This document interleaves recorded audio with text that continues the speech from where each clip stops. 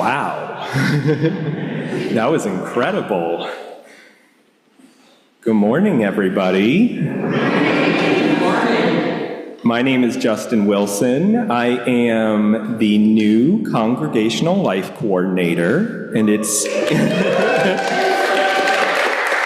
and it's my pleasure to welcome you here on this beautiful, sunny Mother's Day. I just want to take a moment to recognize all the mothers, the grandmothers, the mothers in spirit, the mothers who always wanted to be but couldn't, everybody who is serving in a motherly role. Thank you, and welcome to this service at the First Universalist Church of Rochester. If you are here this morning for the first time, we especially want to welcome you. Thank you for making it to this worshiping community. Please remain afterwards for coffee hour so that you can connect further in service and fellowship. There is a visitor's form on the back of your order of service that we ask you to fill out, or if you are online in our chat, there should be a link to fill out the same order. Please fill this out so that we can offer you more of a welcome than we can do in this short time this morning. If you are looking to be part of our welcoming ministry, contact MJ Curry to offer coffee hour. So coffee hour, again, after the service this morning, is a great way to get involved, connect with people, and help us enjoy coffee together. And if you're not a coffee person, I won't hold it against you. There's also tea and snacks and goodies there that you can enjoy. Today, following the service, there will be a presentation, especially for Mother's Day. What an exciting topic, the 2025-2026 church budget. Anybody here excited about that? Yes. So grab some coffee, chat briefly, grab a snack, come back in here to learn more about the budget and bring questions. And before we continue, again, we want to recognize our online community. So if you take a moment to turn towards the camera, which is back by our pride flag there, offer a wave and a greeting to our online community. And if you're online, hop into the chat and offer a greeting there.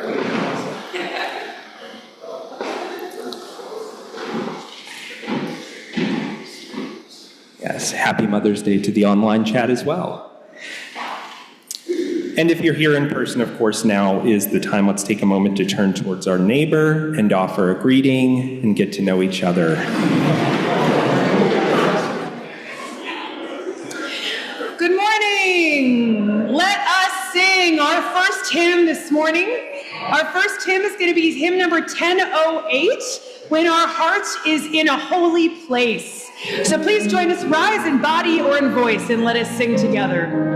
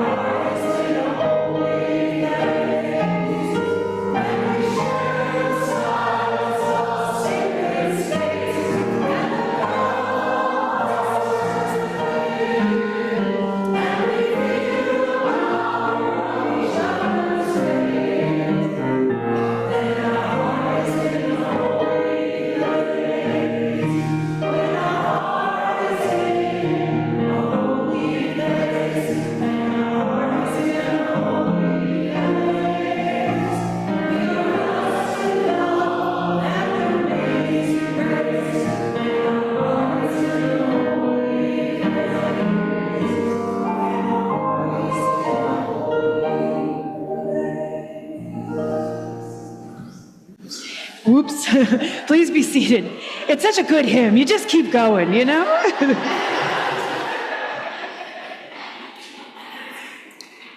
Good morning, everyone. This is the day we were supposed to have had last week. We sang De Coloris with the sun and the colors, but it's not too late. This is a day to honor our mothers. Let us cherish those who are still with us and fondly remember those whom we have lost. Let us cherish our happy memories and hope that we who have become matriarchs, how quickly that happened, will do as good a job as our mothers, for parenting is not an easy task. We humans are not infallible, even when we try our best. I would like to include grandmothers in this tribute. I know they have a day in September, but it somehow always seems to get lost in the shuffle between Labor Day and Halloween or something. And they are very special. While my mother had to steer me in the right direction, to punish me when I misbehaved, and hold me to a higher standard, there was nothing I could do that my grandmother did not see some special virtue in. So thanks to our mothers, grandmothers, and all who came before them. They made us who we are today, and let's hope we make them proud. I especially thank my mother for giving me the gift of appreciation of those whose backgrounds were different from mine, those who spoke another language or worshiped in a different way. My friends were not only people from my neighborhood, but children from all over the city whose parents may have come from different countries or speak different languages. My mother insisted that I respect traditions with which I was unfamiliar and participate in activities that were strange to me. One of my ambitions as a teenager was to be a linguist, preferably at the UN. I felt that learning another language was a passage to learning and appreciating another culture.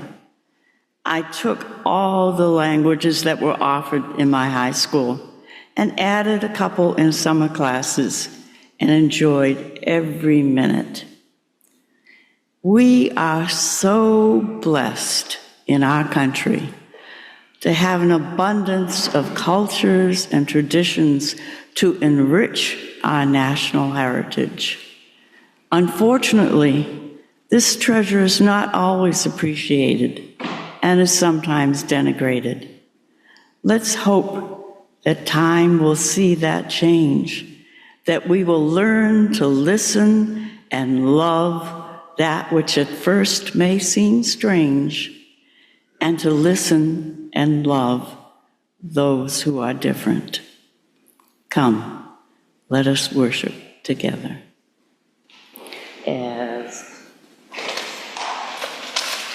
I have to have my cheat list. As Willow comes forward to light our chalice at First Universalist, and you light a chalice in your homes, please join me in our chalice lighting words spoken in unison.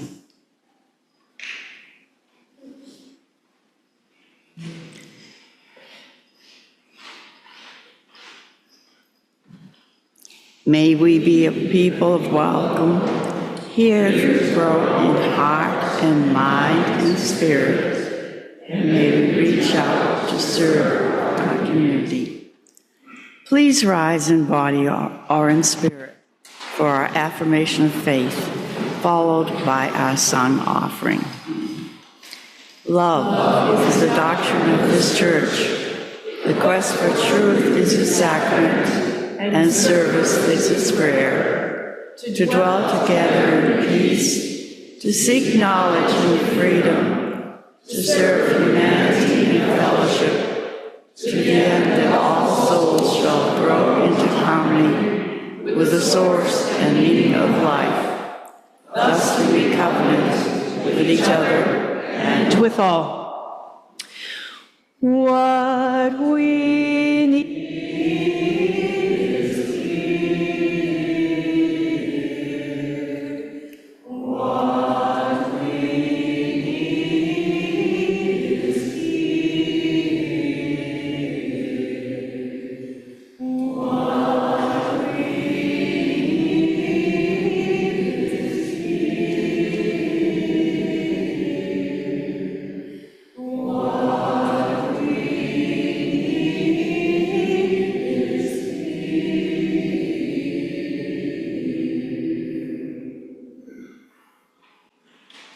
This is the time when we are able to support the mission of this church.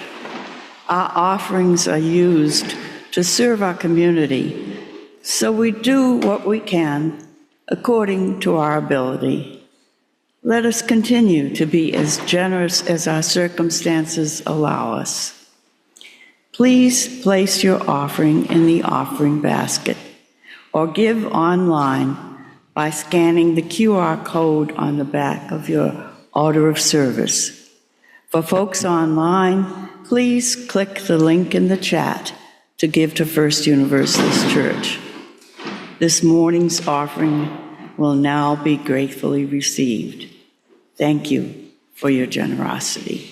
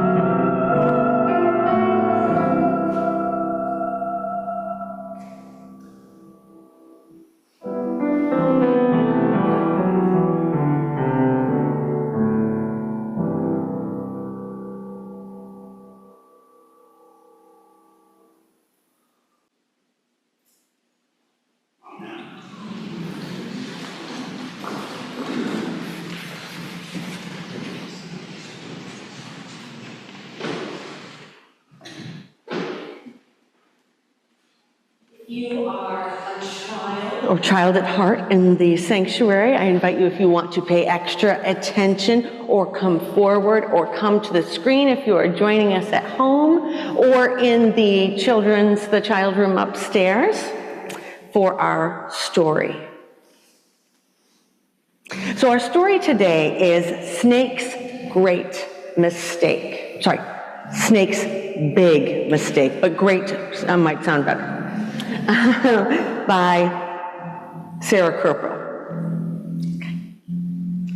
Snake set out to sculpt the best, most spectacular, positively greatest clay pot in art class. Week 1, Snake rolled and coiled. Week 2, he brushed on the glaze. Then it was time to wait. Next week, said Mr. Owl, your clay creations will come back from the kiln, shiny, colorful, and ready to take home. Snake couldn't wait. But when he saw his finished pot alongside all the others, Snake wished he had never seen it at all.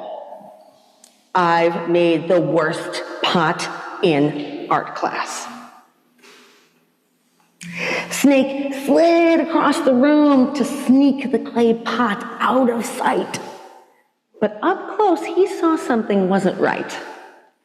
Mr. Owl had mixed up Snake and his friend Turtle. Well, it wasn't my mistake. Snake looked to the left. He looked to the right. Could he do it? He was doing it. Snake did it. He took Turtle's clay pot.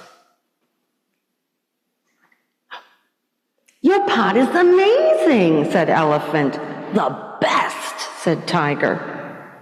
Turtle didn't say anything at all. You have a talent for pottery, said Mr. Owl. Turtle didn't take her usual seat beside Snake in art class that day. We're so proud, Snake's mom said as she placed the pot at the center of the table for everyone to see. But the only thing Snake could think about was his friend Turtle.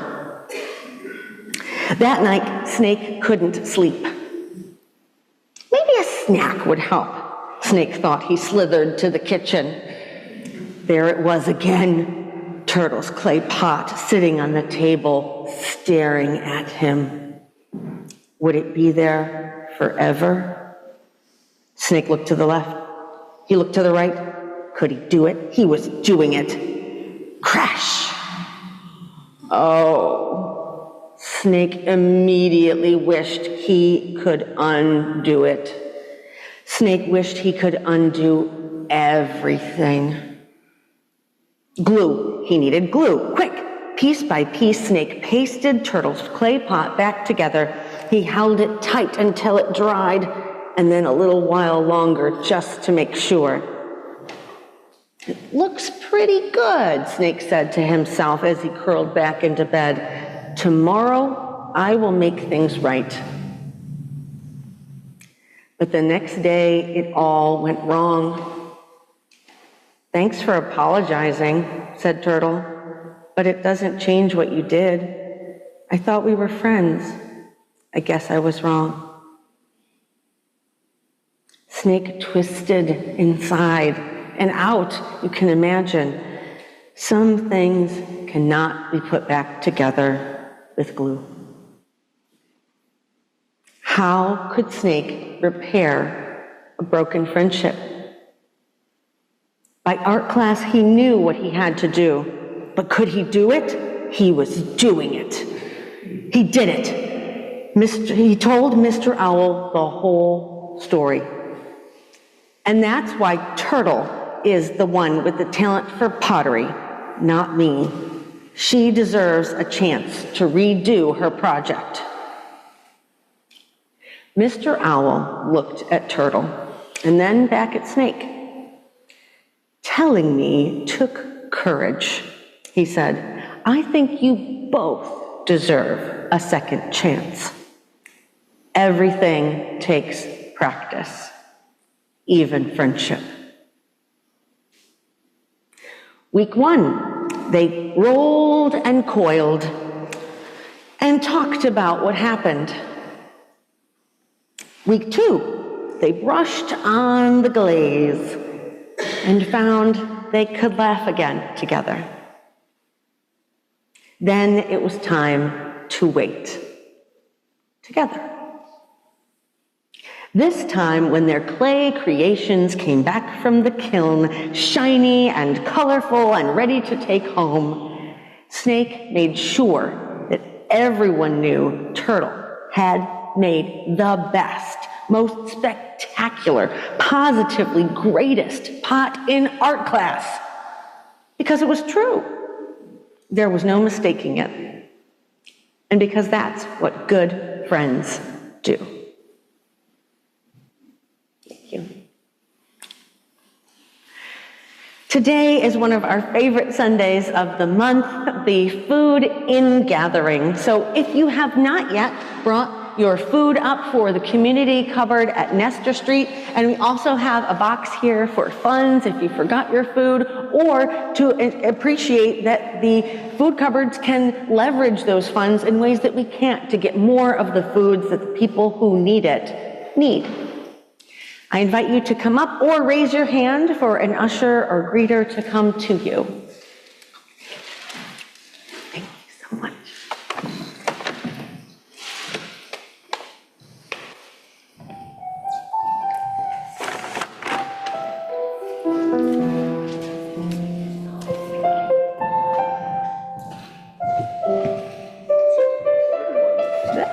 Thank you. Thank you. Thank you.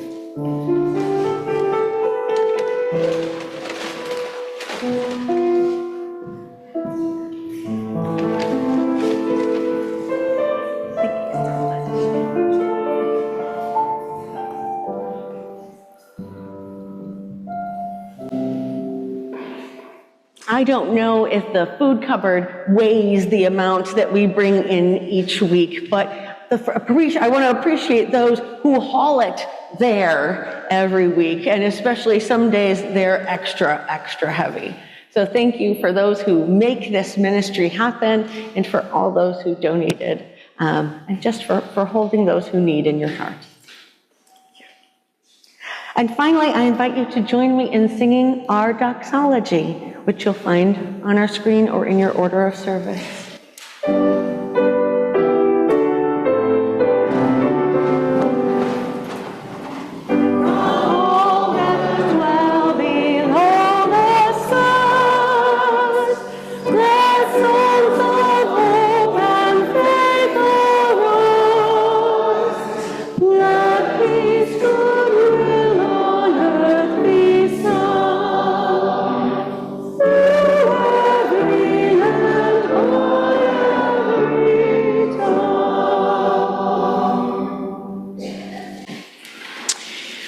Dear ones, I want to invite you to settle into our time for joys and sorrows this morning, to just take a centering breath as we get started and as we prepare our hearts to hear. If you would like to, you can place your hand over your heart to be able to listen from a heart-centered place, whether here in this sanctuary, in your home, or somewhere else. We know that so much is going on in our world today. The hearts we hold are holding a lot.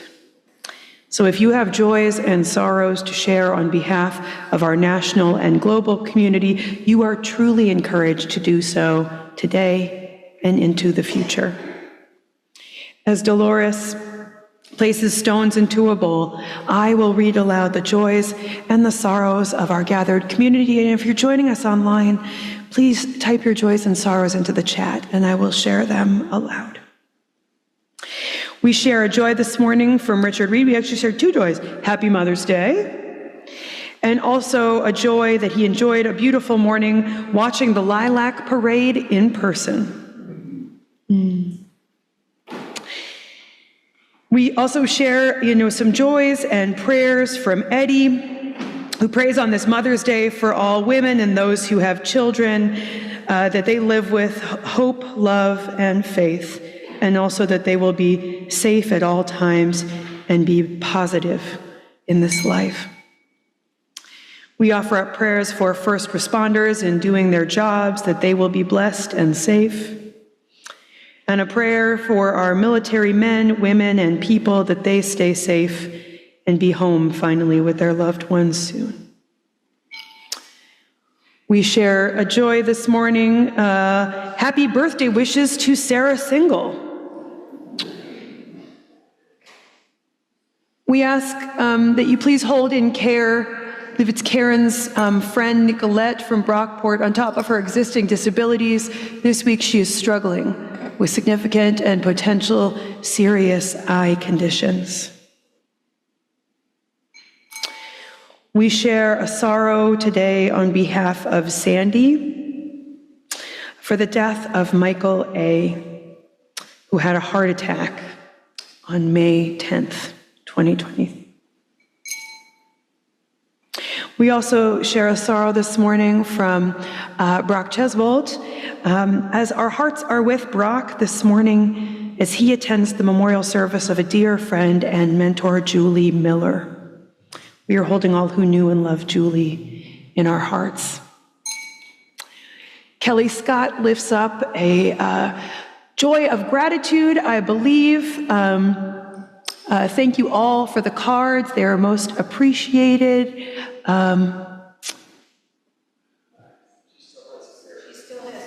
She still has hair. Thank you so much. I can't see her on that speaker. But she still has hair, but not for long. Kelly is in cancer treatment, for those of you who may not be following along at home. And just sharing that their brother Tom, I wonder if that's Elizabeth. I think Elizabeth has shared about that. My brother Tom is recovering in a rehab center, who was recently released from the ICU. And so holding you, Elizabeth, and all who know and love Tom in our hearts, wishing him a good recovery. Today we share in a community ritual that honors the many joys and the sorrows we bring into this space, whether read aloud or kept in the silent sanctuaries of our hearts. In a moment, those here in person are invited to come forward, to drop stones into these two bowls here.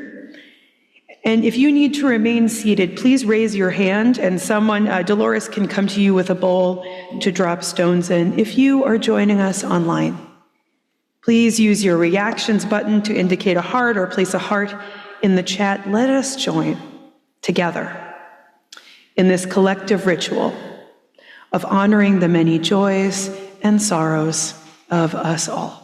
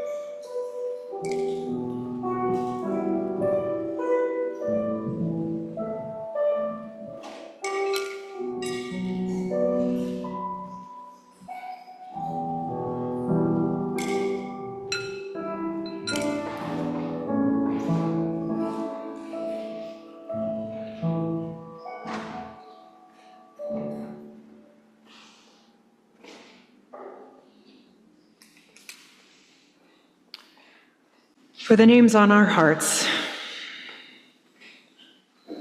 for the situations for which we find joy and sorrow.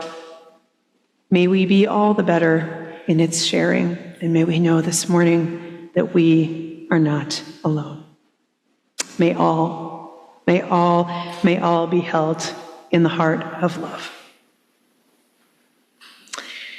And dear ones, would you pray with me this morning? I want to invite you to just center in. I know that we have been holding our hearts here as we listen, as we engage in this important ritual, but I want to just invite you to take a breath and to focus your attention on the heart. The heart of our own inner worlds, the pieces we have been holding, that which prompts tenderness in us, and care, and nurturing, and love. Spirit of love and life, Spirit that resides in each and every heart, here in this space and beyond. What are the prayers of our hearts this morning? Holding love for those who are sick. Holding the ones who have gone from our days in grief. Finding joy and celebration in life's mundane and grandiose events. Holding awe in the beauty of spring, being held by the love of our mothers and our grandmothers.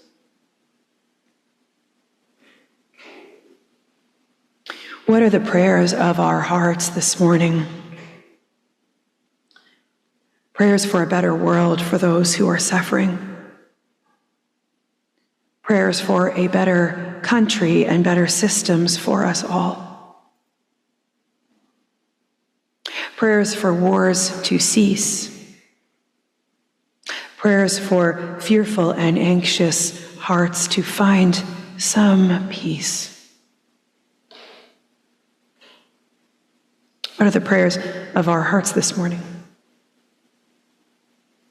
Love. Love for those we are concerned for, love for one another, love for this world, love for ourselves. What are the prayers of our hearts this morning? Let us open our ears. And for those of us who feel moved to call a prayer aloud, let us hold space.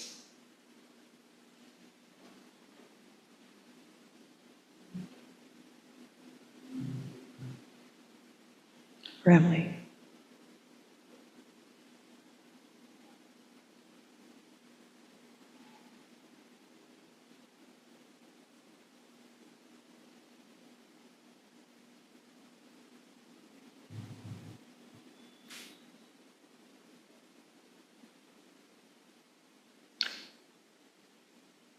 For all that resides within these hearts.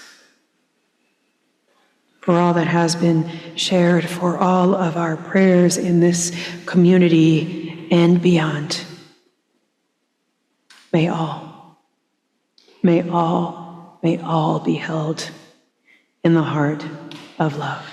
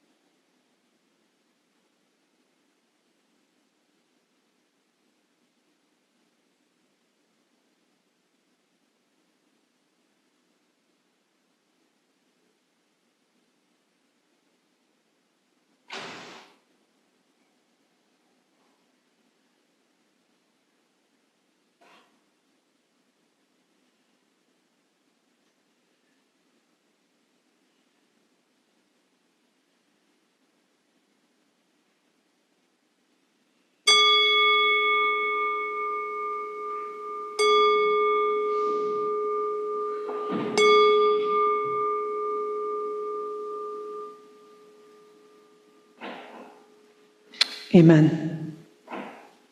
Blessed be, and may it be so. Our hymn of contemplation this morning to be sung from our seats is hymn number 86, Blessed Spirit of My Life.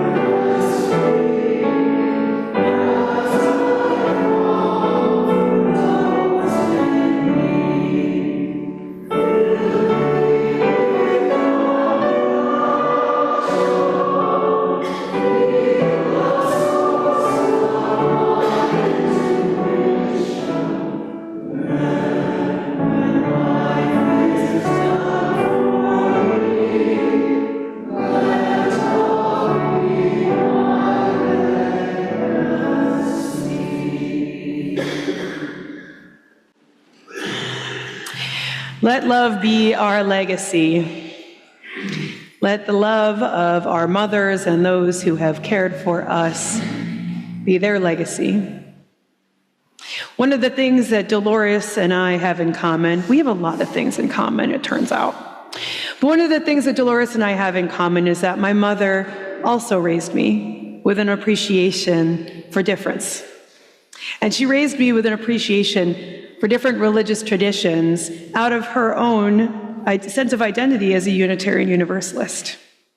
My mother was a part of some of our groups who did kind of what we would call in the 90s multicultural collaborations or cross sort of religious exchanges and sharing. And she instilled a really deep value for that kind of an experience in me. So I want to share an experience this morning with you all that I had not too long ago, just this last March. Now, if you could travel back in time with me, because it feels like these months are years. This past March, I was invited to a community iftar during the month of Ramadan. Who here has been to an iftar? Anyone here been to an iftar? It's a ritualized meal that happens in Muslim communities during the month of Ramadan, where Muslims are fasting for the month during the day, no water, no food. But at the end of the day, folks gather together at sundown to break the fast. Now, this was a community iftar that I was invited to along with a bunch of other sort of religious leaders, elected officials, members of our Rochester community at the Islamic Center of Rochester. Now, if you've been in their event space, it is a huge white room, bigger than this sanctuary, quite frankly. And for this event, they had a large buffet table down the center and all these other kind of like round circular tables around which 6 to 8 people could sit to enjoy this meal together. I was warmly greeted when I arrived by my friend Abu Said, somebody that I have met through some of our community work in an interfaith group calling for a ceasefire in Palestine. And his family warmly greeted me, and I made my way around, talking to colleagues and different folks. I know that in this time period, this kind of connection is essential. That maybe you are experiencing ways that I think right now especially, divisions between neighbors can feel incredibly stark. And this is a time really when the Islamic Center is opening its doors to folks from the community to come on in. The time came in the meal, or before the meal, when we were all asked to go into the mosque for this moment of prayer and to ease the anxieties and to just be as good of a guest as I could be. I made my way up to the center of their mosque that is for the women. I didn't want to cause some of my male colleagues anxiety. And also, where do you go when you are genderqueer in a gender-divided space? It's a good question. Grateful for Unitarian Universalism today in that way. But so I went up there, and it was really interesting. So on the one side of this platform where all the women go to pray, and also, what is this world for a non-binary Muslim? It's a good question, too. But so I went up there, and there was this seating set out on this side of this balcony, and that was for guests. And then over here was this space for prayer, where there's kind of this design in the rug where everybody can go to kind of have their own centered space for the prostrations that happen during the prayer. At first, I sat over here in these seats, but then as folks were shuffling in, I just felt so separate and kind of strange. And also, I wanted to save these seats for folks who might really need to have a seat. And so I found myself kind of standing in this middle place. And as this ritual was happening, and as these prayers were happening, as the call to prayer happened, and folks began to prostrate in prayer in this community, I found myself just kind of nodding along, because it didn't quite feel appropriate for me, as someone who is not Muslim, to really fully embody that prayer. It was very clear that that's not what was being invited here. I found myself wanting to acknowledge and honor the space we had been brought into as an invitation to recognize that we were being invited onto holy ground in that moment. There have been other times when I have been invited into Muslim spaces and for a Friday prayer service, and it's very clear the expectation is that everyone will participate. But there is a nuance in this relationship and in this particular space.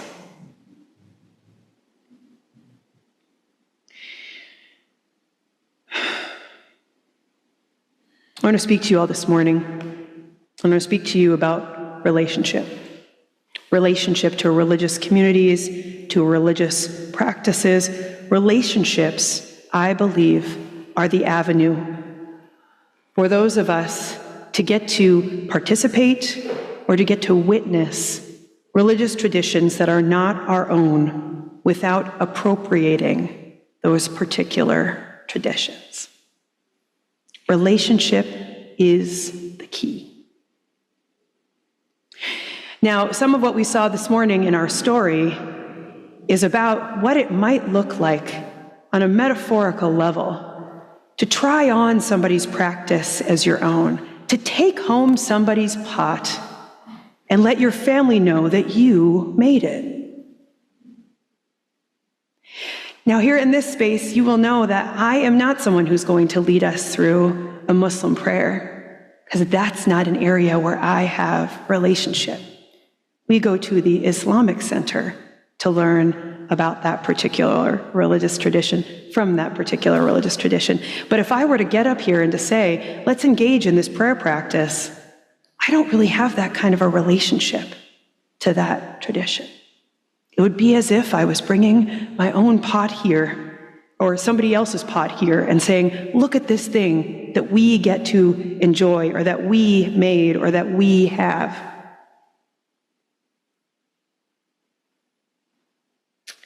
I want to invite us to travel back just a little bit further to the year 2019. And we know like 30 years have happened since then, right?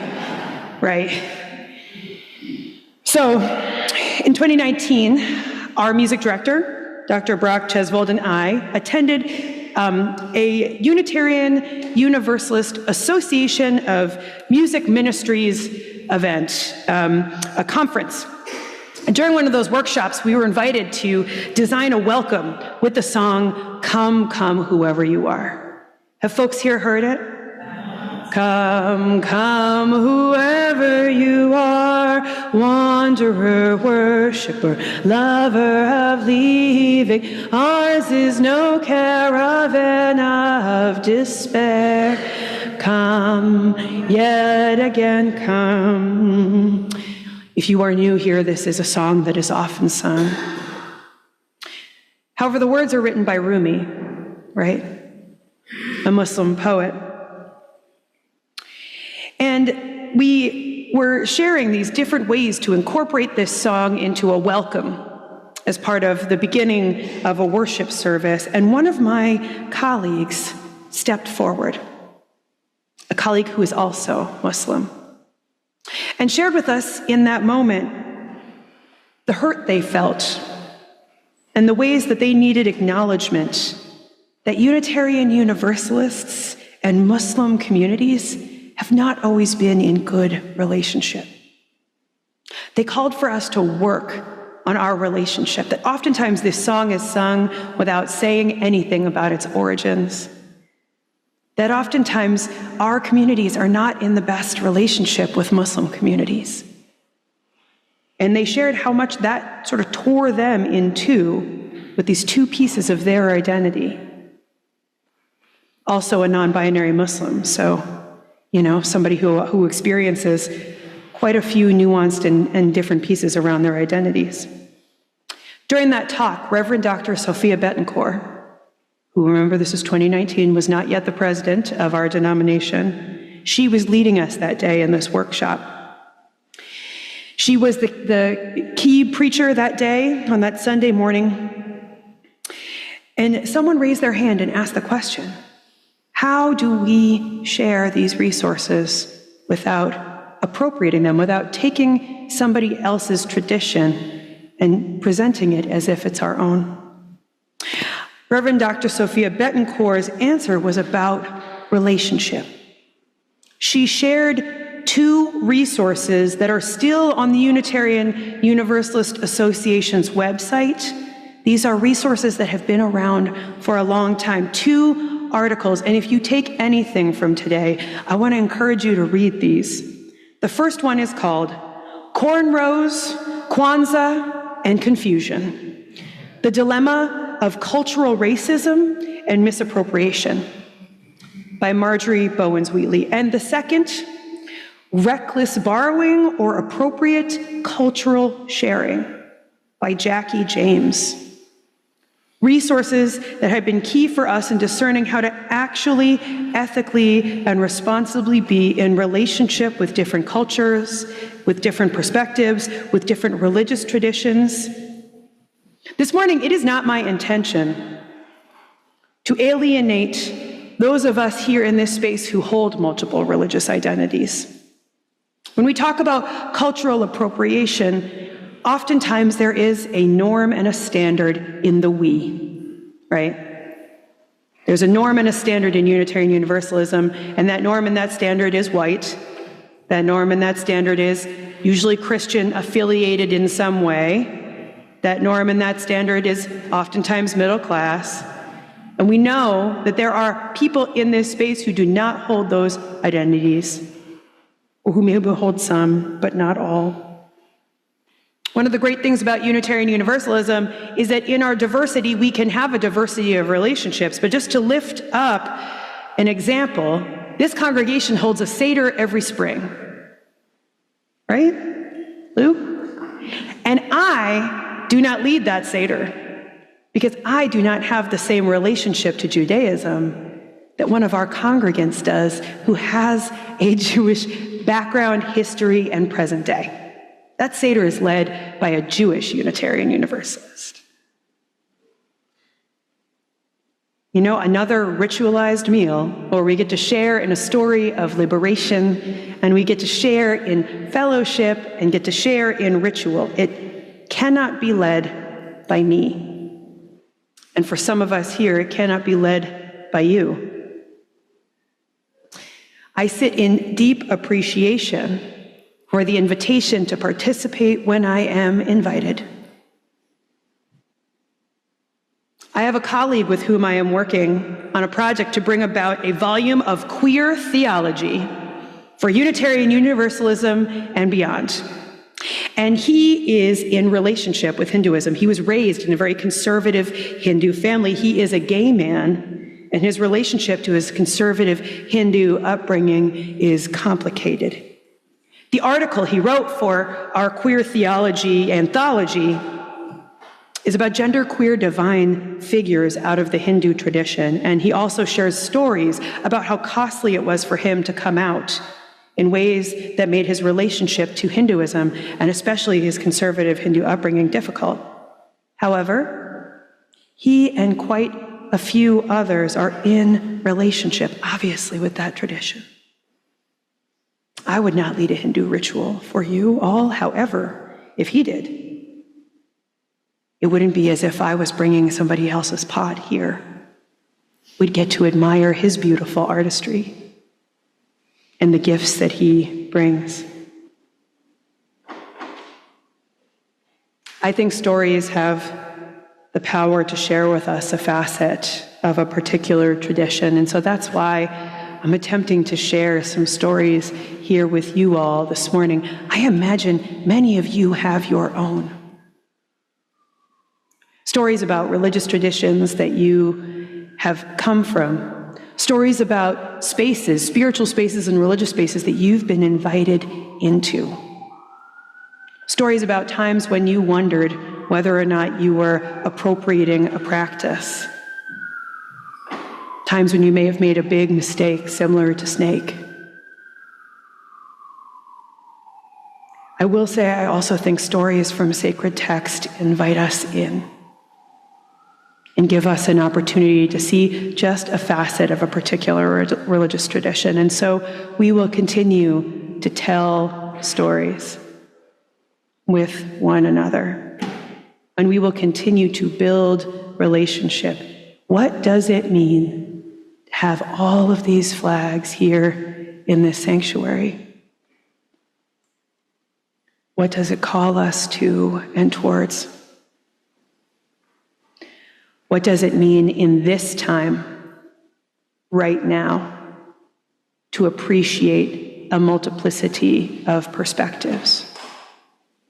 And when can we say yes when the invitation comes to listen and to learn more?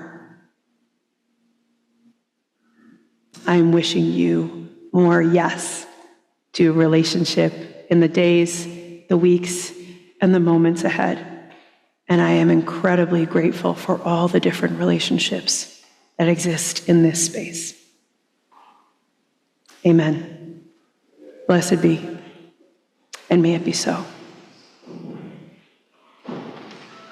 Our closing hymn this morning is hymn number 347, the piece that we share across all traditions and spaces like this are that we gather. And so please rise in body or in voice as we sing hymn number 347, Gather the Spirit.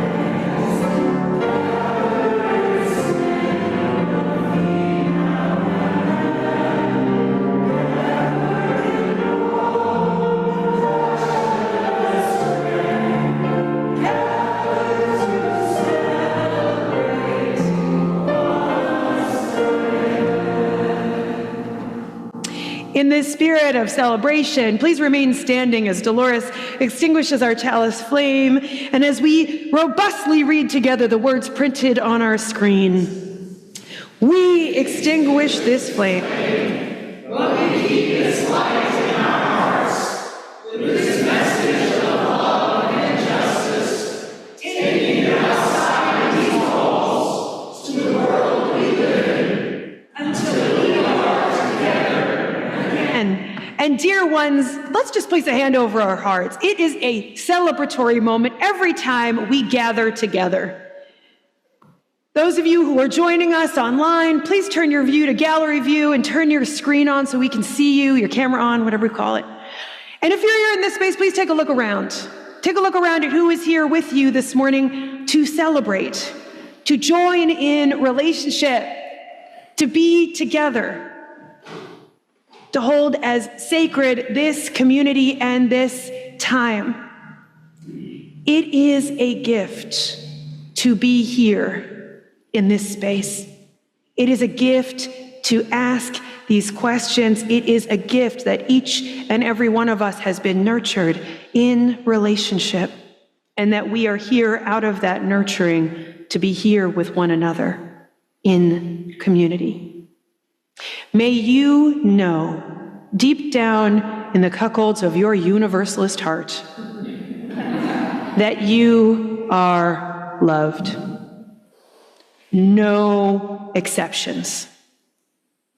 And may you go and be that love to whomever you meet in the days, moments, and weeks ahead, wherever you are invited. Let our answer be yes. Yes. Yes. Amen? Amen.